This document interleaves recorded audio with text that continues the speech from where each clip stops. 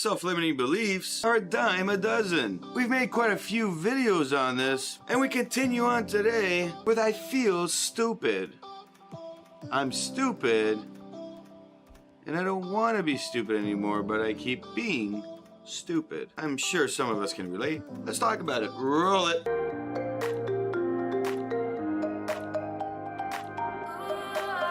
Welcome back to another video where we've been exploring this whole idea of giving up on yourself. And when you feel like this, of course what happens is simple economics. Your emotions go negative, negative, negative, negative to that point where failure mentality pops up, and of course the end result is obvious. Giving up is right around the corner. I think we've all said those words. Man, I'm stupid. God, I'm stupid. Oh, I can't believe I did that. I'm so stupid. This is a self-limiting belief that's built up over time, and as we continue to work through this process, well, what do you think will happen? It will stick with us whenever we are challenged with anything that we think we can achieve. And instead of achieving it, well, that failure mentality pops in because what we are thinking in our head relates directly to that thought process. And then we end up doing things or not doing things we need to do to see achievement. Generally, this all happens when we're about to give up. And it generally happens when something has occurred or has been occurring, which is the first question of asking when you are in that phase of feeling like giving up, specifically on yourself. The idea is very simple. What we end up doing is seeing a specific situation that has just occurred or something that's been happening. We take that and we internalize it deeply as our fault, even if it's not our fault. And then from there, even the things that aren't our fault at all, we take ownership of, and then they become our fault. The emotions build up bigly time here. They get super big. They get to the point where you end up moving in this negative narrative in your head for a prolonged amount of time, not being able to jump out of it and back into the positive, even if positive things do occur. Basically, we have no logic, no actual rationality mindset on any part of our lives. Specifically in what we're trying to achieve, we are totally out in left field with it. The emotions have taken over, and this is something we really need to address, we need to look at, and we need to really bring to light from a logical manner in order to see it happening. Sometimes we can't see. Now, when we're feeling like giving up, the second question is to look at what were the expectations. How realistic were they? What was the rationale to them? Were they logical, or were they this idea we had in our head, and did they grow exponentially to something that weren't realistic? Then we have to take that and compare it to the plan we made in order to achieve those expectations. What were those plans like, and did we work towards meeting the tasks and the goals within that plan? How close were we, and how close should we have been? Were we doing each task, executing them effectively, or were emotions at play keeping us focused on other things instead of what we needed to achieve? Do we need to go back and tweak things? Even if your emotions haven't left and you're still feeling like, hey, I'm feeling stupid right now, we need to go back and address this, because the third question, which is all about, are you sure this is what you want to do? Is this really the move you want to make and give up?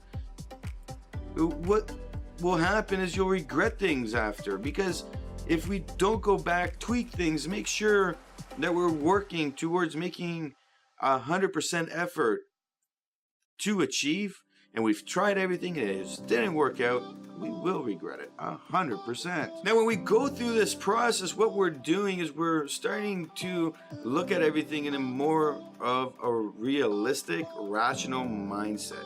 So what ends up happening is that idea of you feeling stupid or being stupid in your head, it starts to subside a little bit, and you start to focus your mind outside of that realm of that stupid world that you've built for yourself into this realm of, hey, I can achieve, I can work on these small tasks and get there. What often happens with people when we're walking through this process of coaching is that we start to look at, hey, what were the thoughts? When did they come in? When did you start focusing on them? And once we establish this thought process for them to really look back and write things down, they start to see a pattern. And that pattern shows up specifically on those negative things that are occurring, or that one single negative thing that happened. And they put a focus on that.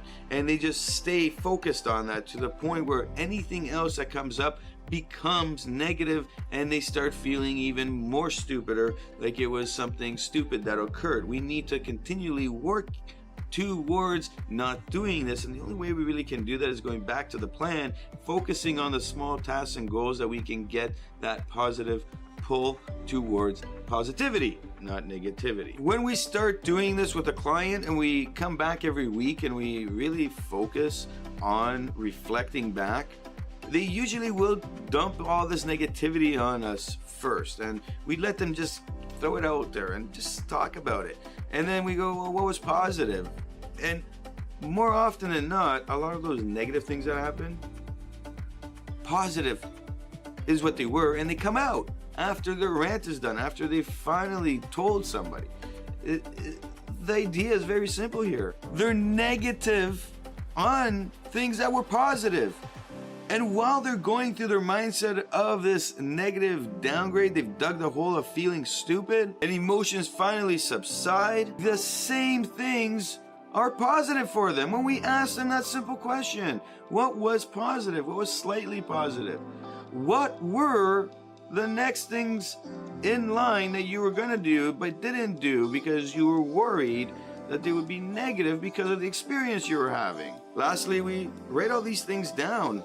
Rather, we make them write it all down, and they see how the same things were both negative when their mindset was negative because of the self-limiting belief that they were feeling like they were stupid and making the wrong decisions, and they see that it was positive. They were positive, but their mindset was just so stuck there, focused on this negative area of their lives. After a month's journey through this, you, as many other people, will start to see change in that feeling of feeling stupid, feeling dumb, feeling anything negative, because smaller tasks will help you equate positivity when they're being achieved.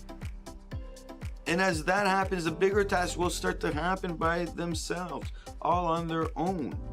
And eventually the self-limiting belief will subside to a point where it's totally in the back seat, and you'll be feeling like $1,000,000. My name is Nikos Rentas. This is mentorsapproach.com. Hit that like button if you like what you see. Of course, hit the subscribe button to get your daily motivational idea to get you moving in the right direction. Of course, leave your comment below. Leave your story. What did you like? What didn't you like? In the process that you took, what kind of things could you take from this video that could help or have helped you in the past? Leave your comment below. Who knows? Somebody might be reading it. You might help change a life. Snow again.